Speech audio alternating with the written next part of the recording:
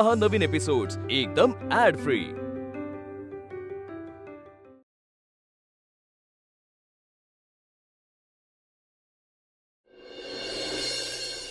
अरे वा, मयूच्या आवडीचा आज नाश्ता आहे आणि ताव आम्ही मारतोय। मला तर वाटतं खाऊन खाऊन पोट फुगतं की काय। थांबा थांबा काका, पोट फुटायला अजून परमिशन नाहीये। अरे पण का? Special dish. वहिनी बाहेर या। वहिनी काय झालं भाऊजी? प्राजक्तानी मस्त गरम गरम ढोकळे पाठवलेत, हे घ्या, सगळ्यांना वाटा। मयूर काय ग, काय झालं? अगं विचार करू नकोस, नवीन दिवस आहे, फ्रेश राहा। हा, चार्जअप हो जरा। बरं ठीक आहे, तुम्हा सगळ्यांना चार्जअप, वहिनी तुम्ही पण ऐका, तुम्हा सगळ्यांना चार्जअप करण्याची जबाबदारी माझी, कारण की माझ्याकडे किल्ली आहे। आता ही न्यूज ऐकल्यानंतर तुम्ही सगळे असे चार्जअप होणार। बाबा, तो आपल्या सोसायटीचा सेक्रेटरी आहे ना, त्याने पत्र पाठवलंय। हे कशाचं पत्र आता? ते त्याच्या सोसायटीमध्ये ते एजीएम झाली होती, तर म्हटलं मी देऊन येतो पत्र आणि वाचून दाखवतो, सगळ्यांनी ऐका बरं का। श्री प्रकाश वाघमारे, चुकीच्या आणि अपूर्ण माहितीबद्दल क्षमस्व। आपले संबंध तसे फार जुने आणि जवळचे आहेत। आपण पदोपदी येथील लोकांना स्वतःहून सहकार्य केलंय। तुमच्या घरातील दोन्ही मुलीवर खूप चांगले संस्कार केलेत तुम्ही। इतकी गुणी पोरं समाजाच्या विकृत वृत्तीला बळी पडली असताना आम्ही तिच्या पाठीशी उभं राहायचं सोडून त्यांना त्रास दिला, त्याबद्दल खरंच दिलगिरी व्यक्त करतो।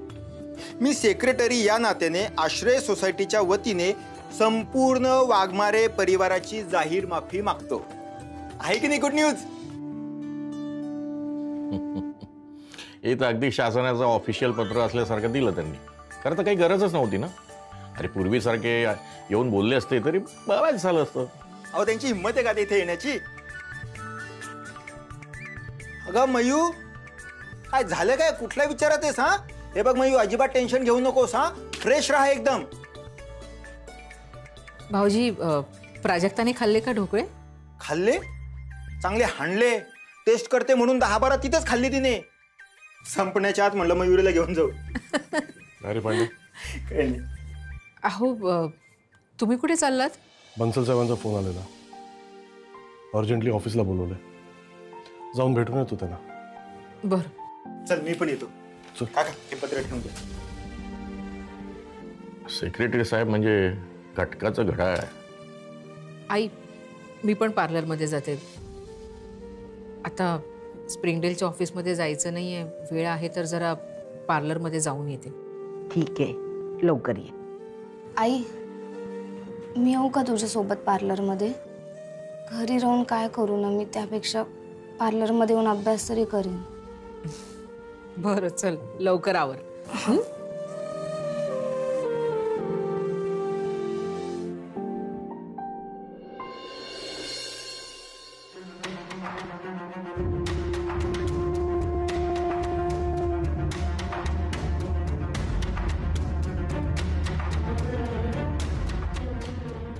आई, हे सगळं काय आहे? मयू, तू ह्या सगळ्याकडे लक्ष देऊ नको। मयू, अगं रडणं बंद कर। ओ गॉड, मी कालच सर्व फाडून फेकले होते।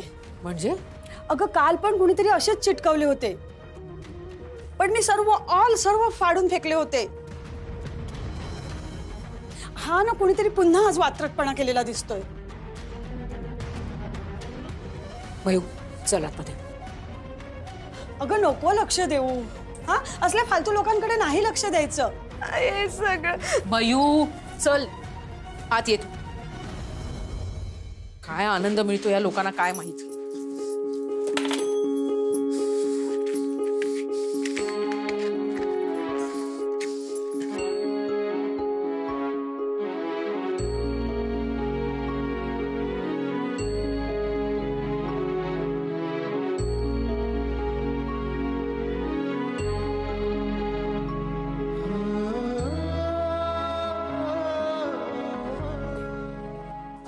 जेनी, आजच्या किती अपॉइंटमेंट्स आहेत?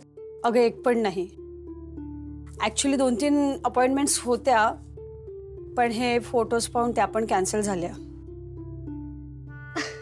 आई बघितलंच ना, माझ्यामुळे तुला किती लॉस होतोय. अगं काय बाळा असं म्हणतेस? तुला सांगितलं ना ह्या सगळ्या गोष्टींना तू जबाबदार नाहीयेस म्हणून. मग का सारखा परत परत तोच विचार करतेस मयू? तू पण ना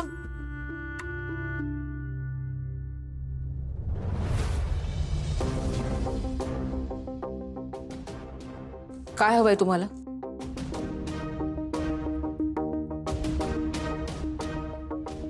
लेडीज पार्लर आहे, आत यायचंय का तुम्हाला? निघाईत ना.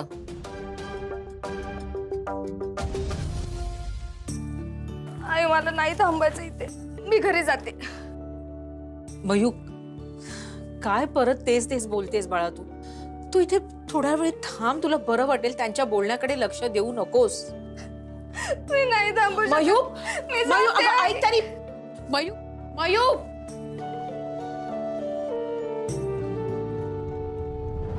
अरे तुम सडनली ऐसे कैसे आ गए? सर सडनली कहा सर? मी तिथे माझी रिक्वेस्ट दिली होती की मला मुंबईला ट्रान्सफर करा, पण त्यांनी माझी रिक्वेस्टच एक्सेप्ट नाही केली सर. रिक्वेस्ट ऍक्सेप्ट कैसे होगी? तुला नौकरी दिला तेव्हा तुला सांगितला होता की तुला मुंबई नाही मिळणार. फिर ट्रांसफर रिक्वेस्ट एक्सेप्ट कैसे होगी एकदम से? वो मैं समझता हूँ सर, आणि जे काही झालं ते मी तुम्हाला नीट समजवलं. अब ऐसे टाइम पे मुझे मेरे फैमिली के साथ रहना पड़ेगा ना सर, आणि मला तिकडे राहणं शक्य नाहीये सर. म्हणूनच मी राजीनामा देऊन आलो सर.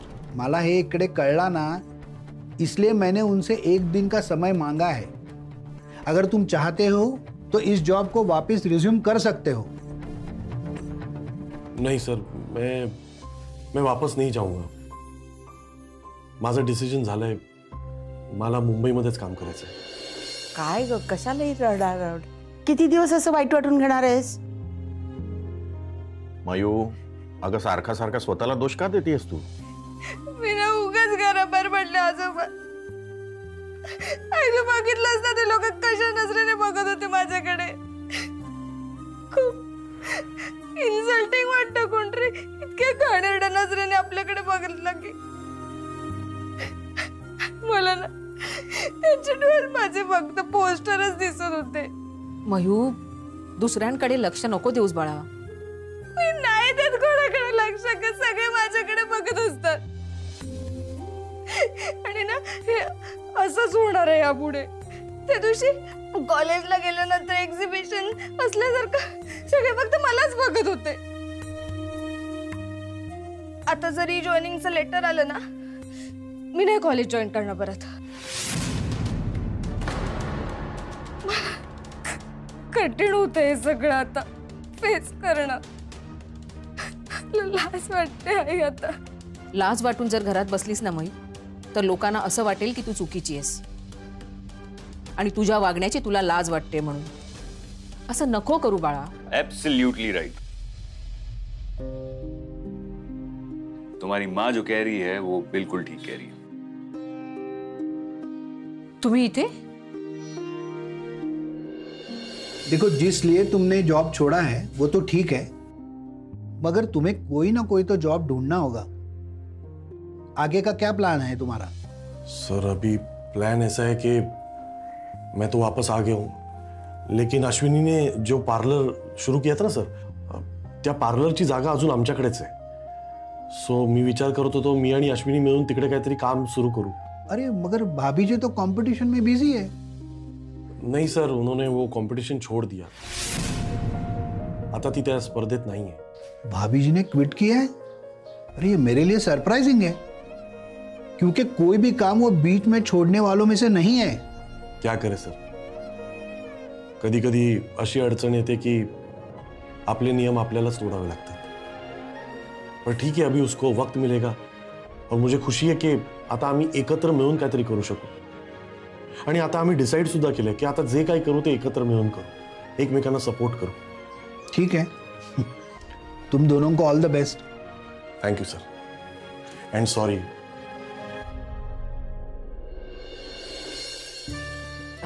एपी, हे माझे सासरे प्रकाश वाघमारे, माझ्या सासूबाई उज्ज्वला वाघमारे. नमस्ते. नमस्ते. आणि हे एपी अंशुमन पटनायक. आणि ही Tara. Hi. Hello brief girl, how are you? Feeling good? हो सर, लिटिल बेटर. सर नहीं, एपी भूल गई.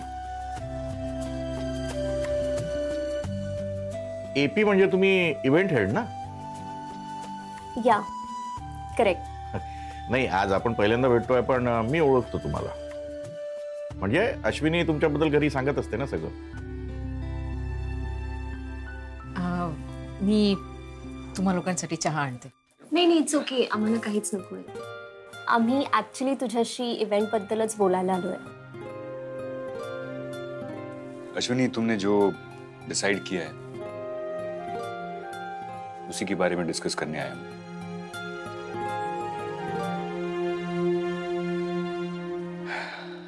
देखिए, सबसे पहले तो मैं ये क्लियर कर दूं कि मैं यहां तुम्हें कन्विंस करने नहीं आया हूं कि तुम कंपटीशन में वापस आ जाओ. नहीं,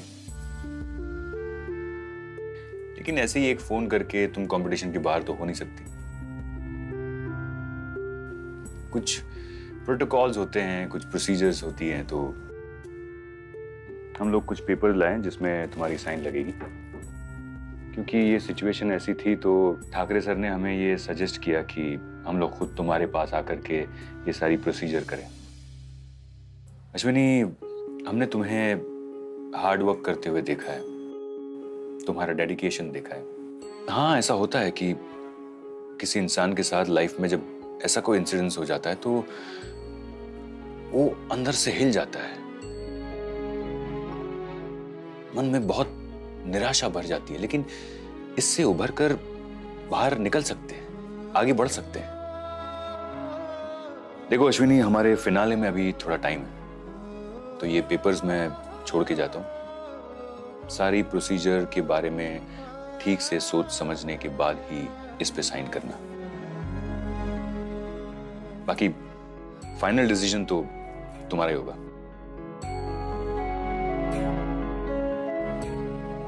आंटी, मैं एक बात बताऊं आपसे. आप लोग ना बहुत लकी हैं कि अश्विनी आपकी बहू है. इसने कभी भी आपके घर के रूल्स या कल्चर को ब्रेक नहीं होने दिया.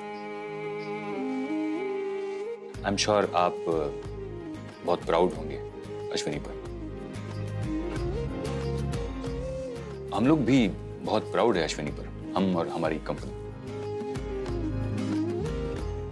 Mayuri, you are a very good girl. बहुत अच्छी लड़की हो तुम अपने पेरेंट्स का इतना रिस्पेक्ट करती हो, अपनी फैमिली का इतना रिस्पेक्ट करती हो. It feels so nice to see you all in happy united frame. Mayuri, अपने पेरेंट्स की बात सुन लिया करो, गलतियां कम करो. एनीवे, हमें थोड़ा लेट हो रहा है, जल्दी में हम लोग, तो हमें जाना पड़ेगा. नाही, तुम्ही आज घाईत आहात म्हणून मी अडवत नाही या. पण नेक्स्ट टाइम अवश्य या, छान बेत करूया. पक्का. Mayuri, have fun. Bye bye. अरे एपी, तुम्ही इकडे? जी, वो अश्विनी ने कंपटीशन में से बैकआउट होने का डिसीजन लिया था, तो बस वही डिस्कस करने आए थे. बराबर ही है, आपको आपकी कॉम्पिटिशन शुरू रखनी है. मग तुमची फेवरेट आणि ती काय ती फेमस अशी जी कंटेस्टंट आहे ती जर पळून गेली तर कसं चालेल? आपको आपकी मनमर्जी की चीजें करनी है, आपकी मनमानी करनी है.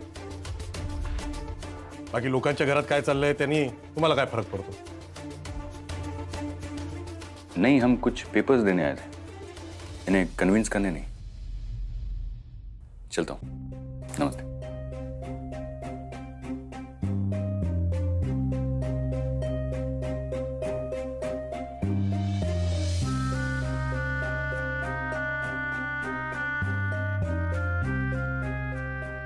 अहो, तुम्ही त्यांना असं का बोललात? कसं असं लगेच पोटात दुखलं वाटतं तुझ्या एपीला बोललो म्हणून? श्रेयस, आता ती कॉम्पिटिशनला जाणार नाहीये ना, कशाला उगाच विषय वाढवतोयस? अश्विनी, काय ते पेपर वाचून घे नीट आणि सह्या करून पाठवून दे. बर.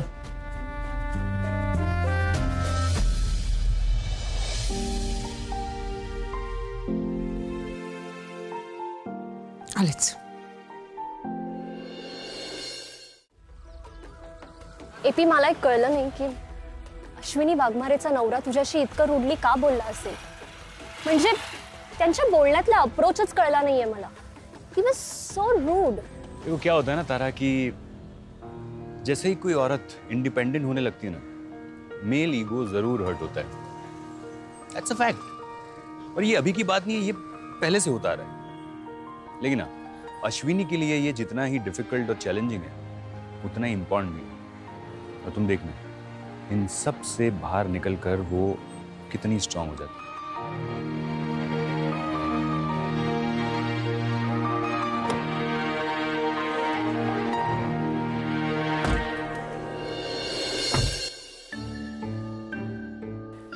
किती दिवसासाठी माहित नाही, पण श्रेयस आला ना ते एकंदरीत बरंच झालं. हो, ऍक्च्युली हे सगळं प्रकरण निस्तरलं गेलं ते खूप बरं झालं. नाही ते मान्य आहे, पण विद्युत खरंच सगळं प्रकरण संपलंय का? हे सगळं संपलं असं कसं म्हणते लप्पा? आताशी कुठे त्याला अरेस्ट झाली आहे. आता खरा पोलीस तपास सुरू होईल. जे या केसशी रिलेटेड आहेत ना, त्या सगळ्यांना पोलीस स्टेशनमध्ये रिपोर्ट करावं लागेल. पोलीस त्यांची चौकशी करतील, स्टेटमेंट्स लिहून घेतील आणि मग चार्जेस दाखल होतील आणि मग कोर्टात केस उभी राहील. आणि एकदा कोर्टात केस दाखल झाली ना की मग त्याच्या विरुद्ध साक्ष देण्यासाठी मयुरीला आणि त्या ताईच्या मैत्रिणींना हजर राहावं लागेल. त्या मुलींची सुद्धा साक्ष होईल. ॲक्च्युली प्रोसेस खूप लेंदी आहे, पण एक मात्र आहे, तो मुलगा काय आता सुटणार नाही. पण मग आता सगळंच जर ठीक होतंय तर मग वहिनीने परत स्पर्धेमध्ये भाग घ्यायला पाहिजे असं मला वाटतं.